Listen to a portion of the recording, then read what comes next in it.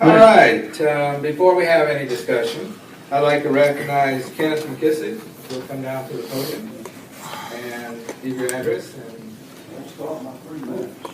we're not, sir. It's right there. You can see it right there. All right? Is it started?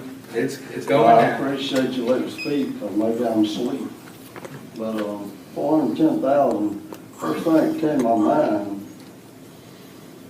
why, I know how, but why have we got that kind of money sitting around available to give out like that? And then I hope you realize, some of y'all, this is a never-ending thing, before some of y'all ever came to Dothan, downtown Dothan, before the Screw people, has been getting money from the citizens. So I hope you realize that this cash bucket is a bottomless bucket. We're just gonna keep pouring.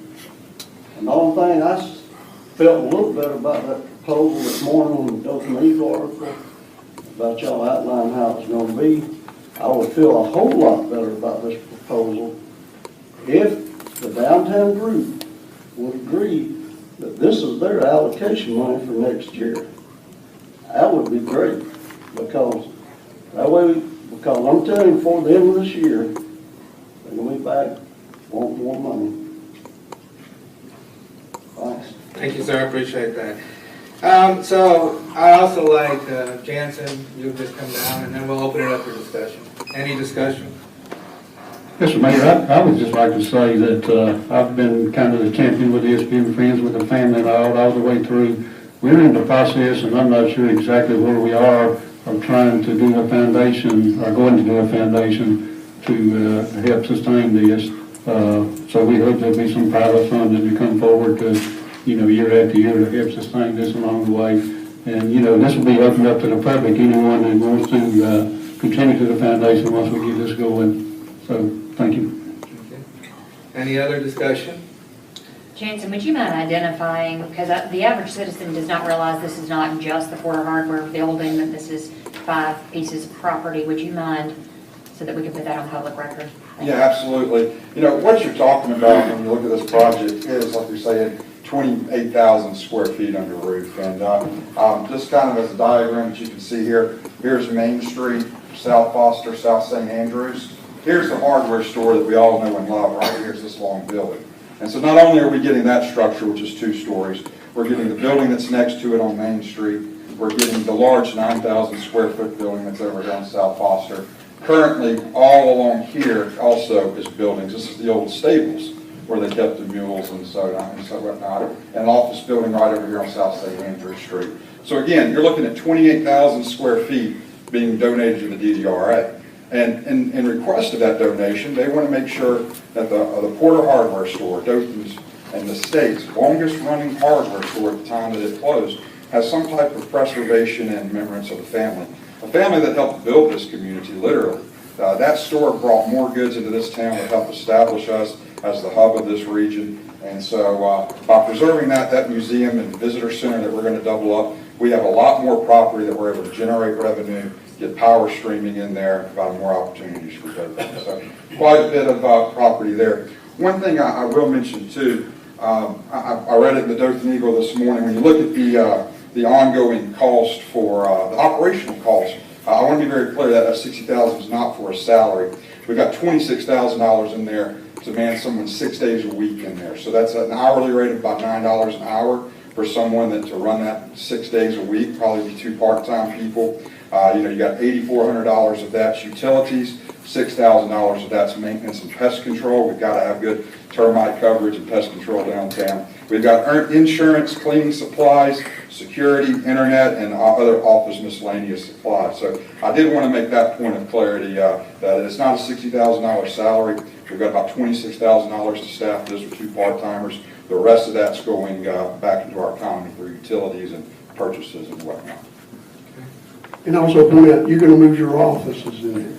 Correct. JBB Avenue, my director of merchants and marketing, and myself will use the current office that's back there. We're excited about it. It's got 2 beautiful safes that are back there. It's got windows. it's just a beautiful space. For those of you that were able to take the tour with us in the commission a few weeks ago, you kind of got a glimpse into that. I mean, you literally walk back in time. And so, you're preserving truly one of the unique gems of this community. And I'll stress it again, our town was built out of this store, literally.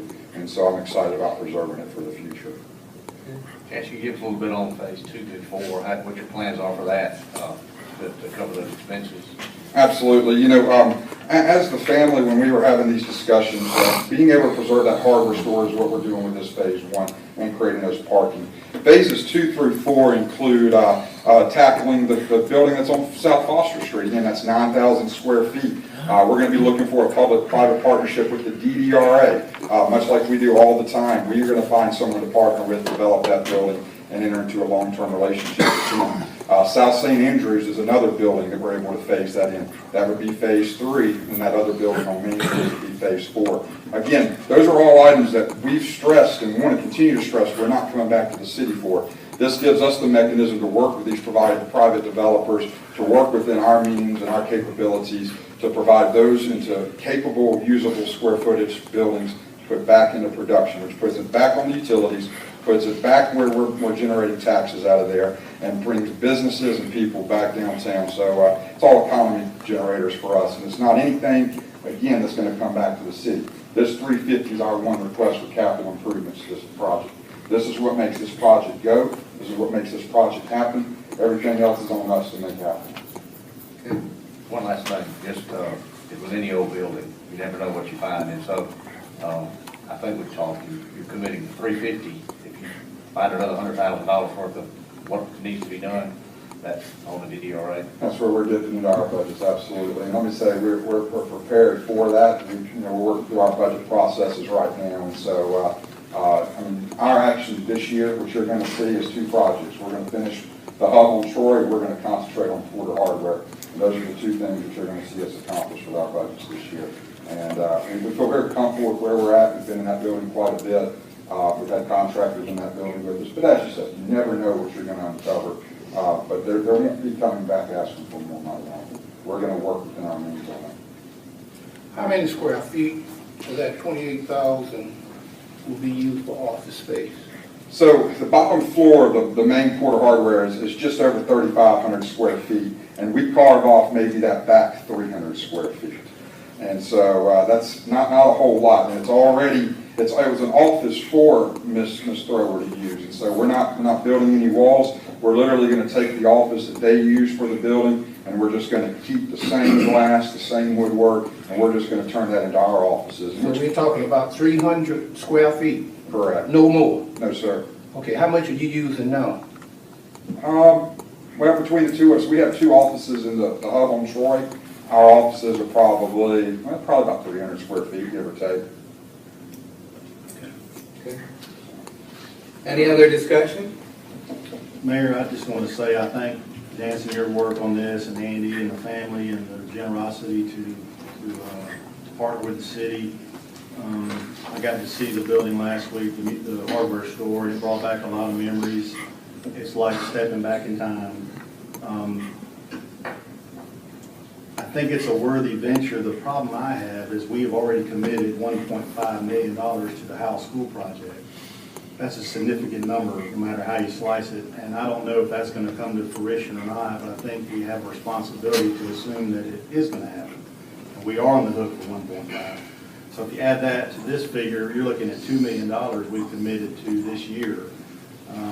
We have tremendous responsibility in our sewer, our infrastructure needs. We have to do those things. And I have concerns about the Howell School project. This is much more palatable to me than the Howell School was, but I know that's a matter of opinion. But that's my concern, Mayor, is the cash outlay we have if that does come to fruition. Okay. And we did make a commitment to high school, and that'll be, if that happens, at this point, we're not sure that it will. It's 2017. We are blessed that our city's doing very, very well. We have put money away. Obviously, our top 2 priorities, public safety, fire, police, utilities, and then infrastructure. And we have invested well over $100 million and all that. So, but we also need to also understand that we are sales tax driven. So what kind of investment can we make in our community that'll help draw people downtown? That'll bring more people into our community and collect more sales tax and continue to grow. And this is a part of our history. This is a one-time opportunity to get 5 buildings and honor the family at the same time.